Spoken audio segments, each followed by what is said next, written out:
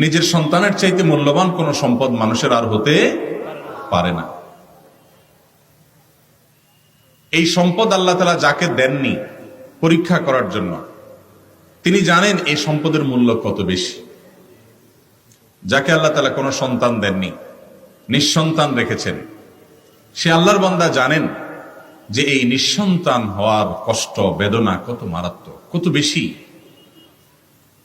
আর যাদেরকে আল্লাহ তাআলা এই সন্তান দিয়েছেন, এই নেয়ামত দিয়েছেন, সন্ততি দিয়েছেন, তারা এই নেয়ামতের যদি সদ্ব্যবহার না করেন, এই নেয়ামতের যদি যথাযথ কদর না করেন, তো আল্লাহ রাব্বুল আলামিনের কাছে এর জন্য জবাবদিহি করতে হবে।